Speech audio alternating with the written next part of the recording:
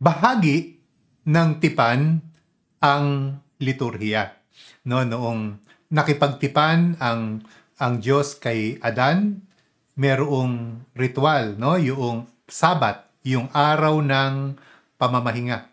Nung nakipagtipan ang Diyos kay Abraham, meron ulit ritual, yung ritual ng pagtutuli, at iyon ang tanda ng tipan.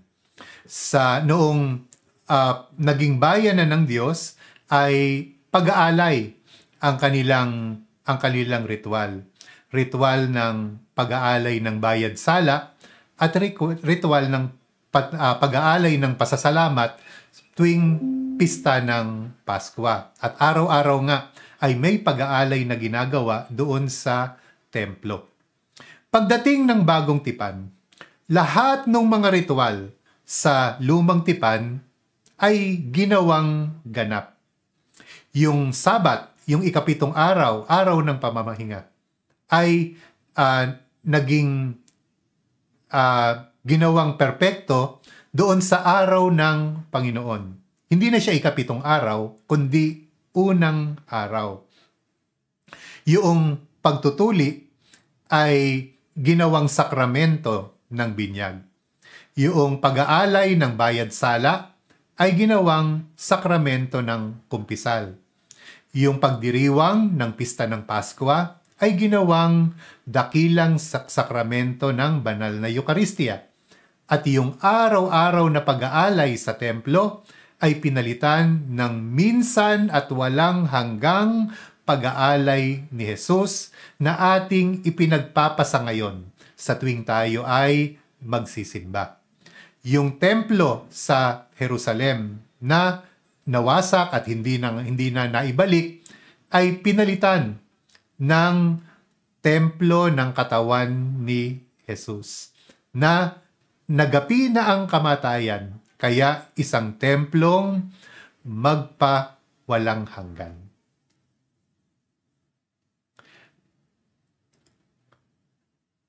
Sa mga Hudyo, ang sentro ng kanilang liturhiya ay yung Sabat, yung araw ng pamamahinga.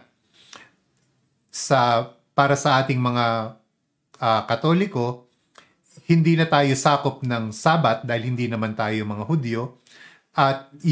Pero meron pa rin tayong araw ng pamamahinga, yung araw ng Panginoon. At pwede tayong matuto doon sa ating mga kapatid na Hudyo sa kanilang paggunita ng Sabat.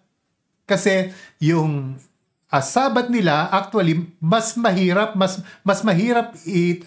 tupdin kaysa doon sa hinihingi sa atin ng araw ng Panginoon. Una, ang kanilang Sabat ay isang buong araw. Isang buong araw ng pagtigil sa paggawa. So, hindi sila magtatrabaho. Hindi sila bobiyahe ng malayo. Hindi sila magluluto. Hindi sila magtatanim, hindi sila maglilinis. At hindi rin sila gagamit ng cellphone. Kaya nyo ba yon? Isang buong araw. Bawal gumamit ng cellphone. Pero ganun po sa kanila, no? Pag araw ng pamamahinga, wala pong gagamit ng cellphone. Bawal po yon. Bawal magluto, bawal magsindi ng apoy, bawal magsindi ng ilaw. So paano 'yon? Paano maipagdiriwang kung napakaraming bawal? Naipagdiriwang nila yung araw ng Sabat dahil meron silang araw ng paghahanda. Yung Biyernes ay araw ng paghahanda. Inihahanda nila ang lahat ng kailangan para may pagdiwang ang Sabat. Pag Biyernes, doble ang niluluto. Yung kakainin ng Biyernes at yung kakainin ng Sabat. Biyernes, bago maggabi ng Biyernes, ay sisindihan na yung ilaw at iiwanan yung ilaw hanggang sa para sa Sabat. Kung walang araw ng paghahanda, walang araw ng Sabat. Ganon din yata para sa araw ng Panginoon. mahalaga ang paghahanda para sa araw ng Panginoon. Kung walang paghahanda, walang makabuluhang pagdiriwang ng araw ng Panginoon. Paano tayo maghahanda? Narito po ang ilang mga mungkahi. Una, tapusin natin yung ating mga tungkulin para yung araw ng linggo ay ating mailaan para sa ating Panginoon. No? Para hindi natin sasabihin na, nako, meron akong deadline ng Lunes. Kailangan kong tapusin. Kung tinapos natin iyon ng Biyernes, Sabado, libre tayo ng Linggo. No? Kaya mahalaga yung paghahanda. Tapusin ang mga tungkulin. Siyasatin ang kalooban. Baka tayo ay mayroong pagkakasala na kailangang ikumpisal. Mahirap maghanap ng pari na magkukumpisal kapag Linggo dahil busy sa pagmimisa. Kaya kailangan nating siyasatin ang ating kalooban bago dumating ang araw ng Panginoon. Basahin at pagnilayan ang mga pagbasa para talagang handa tayo sa ating pagdiriwang sa banal na misa. Gumising at magsimba sa oras na pinili para magsimba. Oo nga, sa buong araw ng linggo, maraming oras na pagpipilian.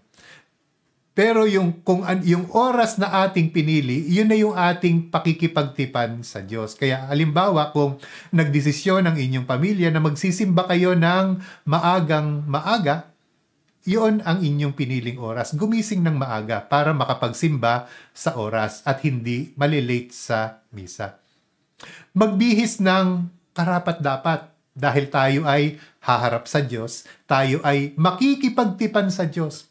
Kaya dapat ang ating bihis ay karapat-dapat sa okasyon at dumating ng maaga upang ang ating isip, ang ating kalooban ay may pagkakataon para tumahimik, para makapag-focus doon sa ating pakikipagtipan sa Diyos.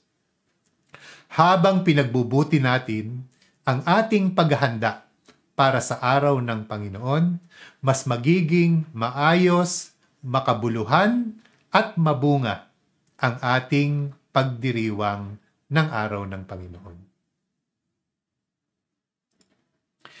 Ang misa ay hindi lamang tipan, ito rin ay isang komunyon, no? Ano yung tinutukoy dito? Pakinggan natin yung turo ni San Pablo tungkol sa banal na misa. Unang sulat ni Apostol San Pablo sa mga taga-Korinto, chapter 10, verses 16 to 17.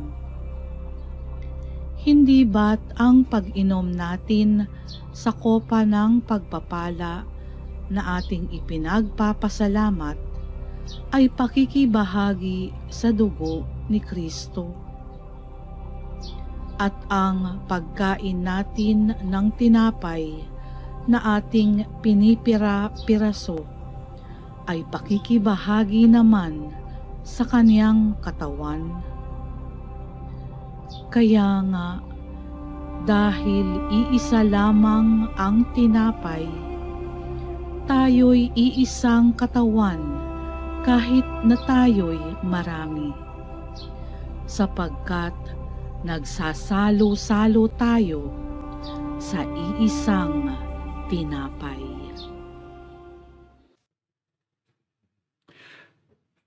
Ano raw yung ang ating pagsisimba ay pakikibahagi sa dugo ni Kristo. No, yung word diyan sa na ginamit diyan sa pakikibahagi ay koinonia, no? Communion. So tayo ay nakikibahagi sa dugo ni Kristo. Kaya yung biyaya ng kanyang sakripisyo, tayo ay makikinabang doon sa biyaya na yun dahil tayo ay nagiging kaisa ni Kristo. At hindi lang yon, tayo rin ay nakikibahagi din sa kanyang katawan. Kaya ang simbahan ay nagiging mistikong katawan ni Kristo.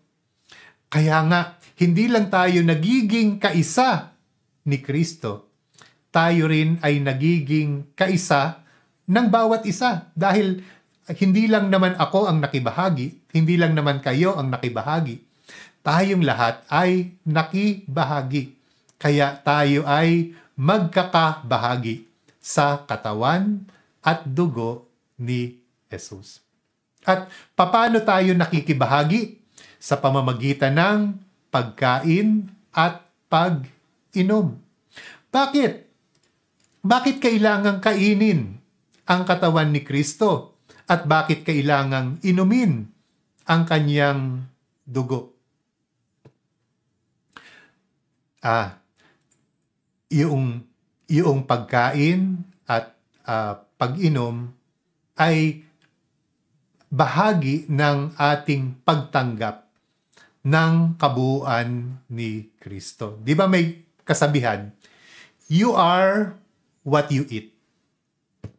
Kapag tayo ay kumakain, nakukuha natin yung sustansya noong pagkain na ating tinanggap. Kung tayo ay kumakain ng mga masusustansyang pagkain, lumalakas yung ating katawan. Dahil natatanggap ng ating katawan yung magandang sustansya mula doon sa ating kinain. Gayun din naman, kung tayo ay kumakain ng pagkain na masama sa katawan. Kung palagi tayong kumakain ng mga maalat, mamantika, matatamis, ay nakukuha rin ng ating katawan yung sustansya noong pagkain na yon na maaring magdulot sa ating katawan ng panghihina at maging sakit. No? Nakukuha ng ating katawan ang sustansya ng pagkain na ating kinakain. Ano kaya kung araw-araw ay kinakain natin ang katawan ni Jesus at ang iniinom natin ang kanyang dugo? Di makukuha rin natin yung sustansya ni Jesus.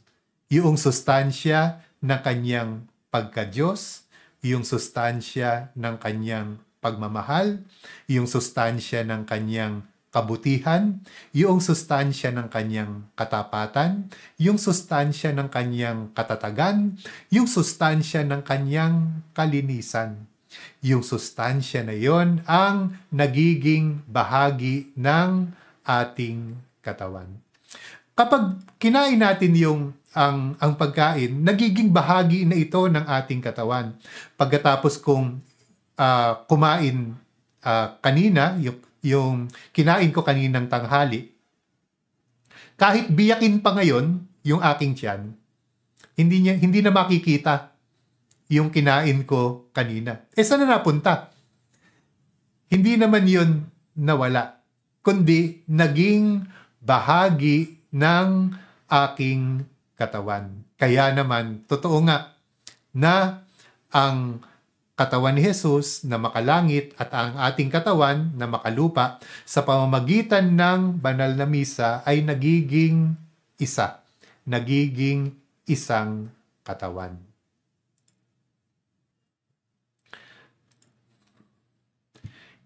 Ito ang ating tinutukoy sa ating pakikibahagi. No? Ito yung koinonia. Tayo ay nakikibahagi sa katawan ni Jesus, nakikibahagi tayo sa dugo ni Jesus, sa kanyang pagkatao, sa kanyang pagka-Diyos, sa kanyang puso at kaluluwa. Nagiging kaisa tayo ni Jesus bilang anak ng Diyos.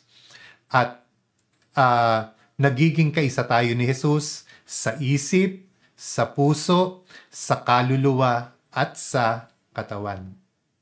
Hindi ba may isa, ang pinakadakilang utos, sabi ni Jesus, ay mahalin mo ang Panginoon mong Diyos ng buo mong isip, ng buo mong lakas, at ng buo mong kaluluwa. No? Kapag yung pagmamahal na iyon ay higit na matibay kung tayo ay nagiging kaisa ng Diyos sa isip, sa puso, sa kaluluwa, at sa katawan. Hindi lang tayo nagiging kaisa ng Diyos. Ang koinonia ay pakikipagkapwa din. No? Dahil nga, hindi lang naman ako ang tumanggap ng katawan ni Jesus, kundi tayong lahat tumanggap ng katawan ni Jesus.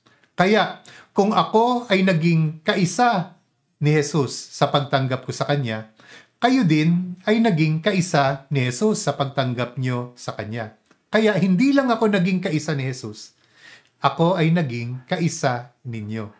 Nagiging isa tayo sa bisa ng ating tinanggap. Kaya nga sabi, one bread, one body. Sabi ni San Pablo, kaya nga, yamang isa lamang ang tinapay, tayo'y iisang katawan, bagamat marami, sapagkat nakibahagi tayo sa iisang tinapay. No? Isang katawan tayo, bagamat marami.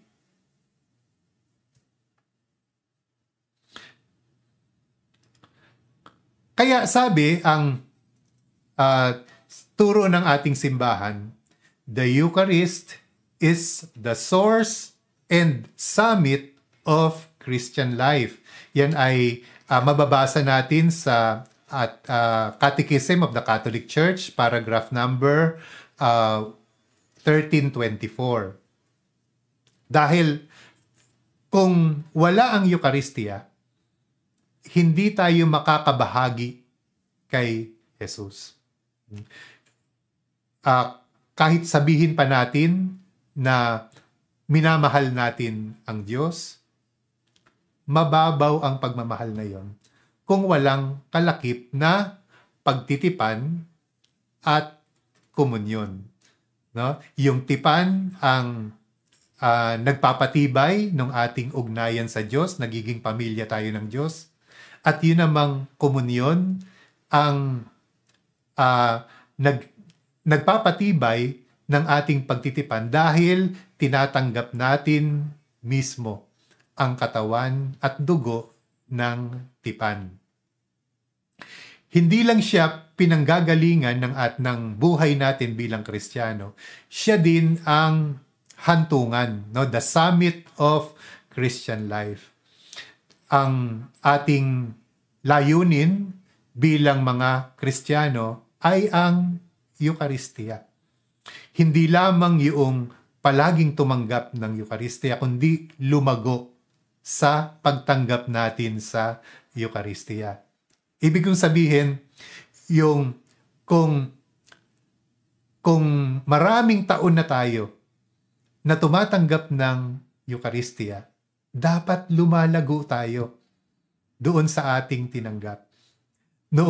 Kumpara noong tayo ay bagong mga Kristiyano pa lamang, ngayon na tayo ay matagal nang nakikibahagi sa Eucharistia, dapat lumalago ang ating pananampalataya, dapat lumalago ang ating ugnayan sa Diyos, dapat lumalago ang ating pag-unawa, pagkilala sa Diyos at pag-unawa sa Eucharistia. Kaya ang summit, ang ating hantungan, ang ating end goal ay maging perpekto. Ang ating pakikibahagi sa banal na Eucharistia. At yung hantungan na yun yung tinatawag na langit. Pagdating sa langit, ang pangitain ni San Juan Evangelista ay Eucharistia, isang banal na pagdiriwang. Dito sa lupa, tayo ay nagsasanay, tayo ay nagpapalago sa pamamagitan ng Eucharistia upang maging karapat-dapat tayo doon sa makalangit na Eucharistia.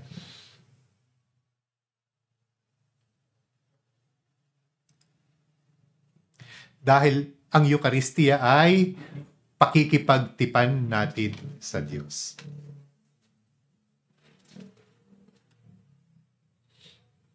Kaya nga po, napakahalaga ng pagsisimba. At ang turo sa atin, ang pagliban sa pagsisimba, lalo na kung linggo o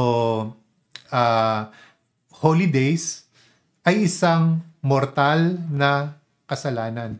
Bakit? Bakit napakabigat para sa Diyos yung lumiban sa pagsisimba? Dahil ito ay isang dakilang pagtitipad. Halimbawa, yung itinakda yung kasal ng isang magkasintahan.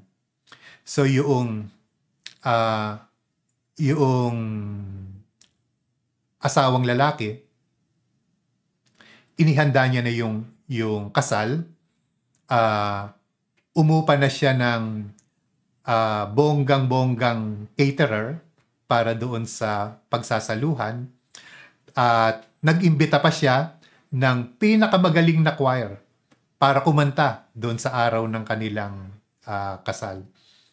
Inihanda na yung simbahan, ginayakan yung simbahan, at ibinili pa niya ng magarang trahe de boda yung kanyang mapapangasawa.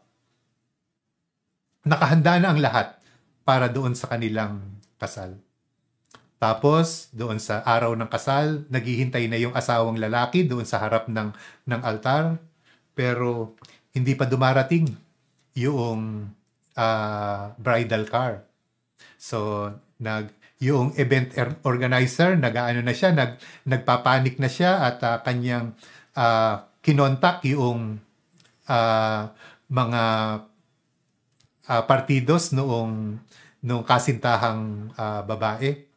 Tapos tumunog yung cellphone nung lalaki. May message yung kanyang kasintahan. Sabi doon sa message, pasensya ka na kasi tumawag ang boss ko at may importante na pinapagawa sa akin. Pwede ba next week na lang yung ating kasal? Pwede ba yun? Nakahanda na yung kasal, may caterer na naluto na yung mga ihahanda, yung mga bulaklak sa simbahan, nakahanda na yung lahat, nandoon na rin yung pare, lahat ng mga abay, at yung choir, nag-imbita pa, nandoon na nga yung choir. At ito pa nga pala, yung sabi ng lalaki, meron akong sorpresang regalo para sa iyo sa araw ng ating kasal. So hindi lang 'yun, meron pa siyang regalo. Nakahanda na ang lahat. Tapos ang sabi nung kasintahan ay next week na lang. Hindi maari naunawaan natin sa kasal, pero sa misa ganoon din po yung ating ginagawa kapag ating ipinagpaliban yung ating pagsisimba. Dahil inihanda na ng Diyos ang lahat ng kailangan upang makipagtipan sa atin. Yung ating pagsasaluhan na pagkain ay walang iba kundi yung kanyang katawan at dugo. Yung pinakamagaling na choir nakakanta doon sa ating pagsisimba ay yung koro ng mga anghel sa langit. At yung simbahan, yung templo na paggaganapan ng misa ay walang iba kundi ang katawan ni Kristo mismo, ang templo ng bagong tipan. At ipinagpagawa pa tayo ng trahe de boda. Binihisan tayo ng puting-puting damit sa bisa ng sakramento ng pagbabalik loob. Nakahanda na ang lahat. Ginastusan ng malaki upang makipagtipan sa atin. Hindi lamang maaring yung mayaman na ikakasal, maaring gumastos siya ng 1,000,000, magarang kasalan na yon kung gumastos ng 1,000,000. Pero ang ating pakikipagtipan sa Diyos, hindi lang 1,000,000, hindi lang 10,000,000 ang ipinangbayad. Ang ipinangbayad ay ang buhay mismo ng Diyos. Kung hindi pwedeng ipagpaliban yung kasal dahil naihanda na ang lahat, hindi rin pwedeng ipagpaliban yung ating pagsisimba dahil inihanda na ng Diyos ang lahat. Yung regalo. Ano po yung regalo na inihanda noong kasintahang lalaki? Ang regalo na inihanda ng ating Panginoong Hesus ay yung kanyang sarili bilang anak ng Diyos. Makikiisa tayo sa kanyang kadakilaan, sa kanyang kapangyarihan, sa kanyang kabanalan. Meron pa bang mas mahalagang regalo kaysa doon? Kaya po, napakahalaga para sa atin ang ating pakikisalo sa banal na Eucharistia. Ito ay pakikipagtipan natin sa Diyos at ating pakikiisa sa kanyang kabanalan. Sana po makatulong itong ating mga napag-aralan upang ating mapahalagahan ang banal na misa. At palalawigin pa natin yan dito sa Lakbay Misa, ang Biblia at ang Misa. Tayo magpatuloy na at natapos na natin yung mga panayam at dumako tayo sa pagsasabuhay. Ito yung aking suggestion sa susunod nating pagsisimba ay subukin natin ito. Una, dumating sa simbahan 10 minutes before yung misa. So, marami sa atin gusto nating dumating eksakto. Kaya ang problema po kapag ang ating plano ay dumating ng eksakto sa misa, kapag nagkaroon ng kaunting aberya, late na tayo. Wala tayong pataan para doon sa kung sakali na may aberya sa ating pagpunta sa misa. Minsan pag tayo ay pupunta sa misa, minsan mahirap sumakay. Minsan matatraffic.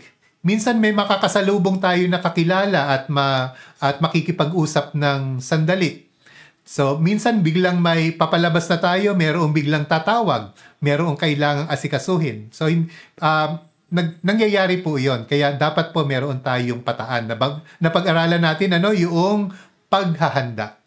Kung walang paghahanda, walang pagdiriwang. Kaya bahagi ng ating paghahanda, ang aking suggestion, planuhin natin na makarating sa simbahan 10 minutes before. Hindi po sayang yung 10 minutes. Kung sakali na mabilis lamang yung pagpunta nyo sa simbahan, 10 minutes before, nandoon na kayo, praise God.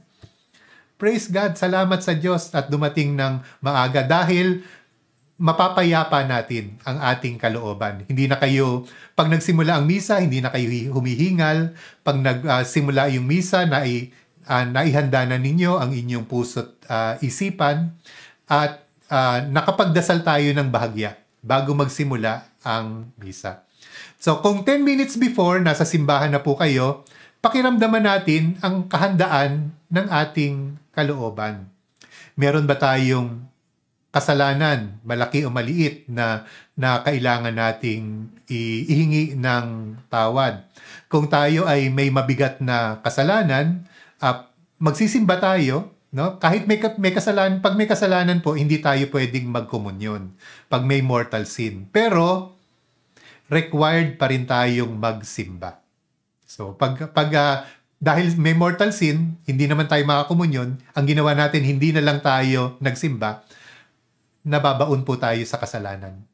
Kaya, siyasatin natin ang ating kalooban, tayo ba ay karapat-dapat na makinabang sa ating Panginoon? Praise God kung tayo ay karapat-dapat. Kung meron pang maliliit na kasalanan, ay gamitin natin yung 10 minutes before para alalahanin yon at ihingi ng tawad. Kung may mabigat tayong kasalanan, then alam natin na hindi tayo mangungumunyon at mangangako tayo sa Diyos na tayo ay magbabalik loob. Pangatlo, gaano mo batid ang misteryo ng tipan at komunyon na iyong dadaluhan? Gamitin natin yung 10 minutes para maihanda yung ating kalooban sa ating pakikipagtipan. Ngayong ako ay magsisimba, makikipagtipan ako sa Diyos. At ang napag-aralan namin, ang pagtitipan, pag-aalay ng sarili. Panginoon, ako ay iyo, at ikaw naman ay aking Diyos.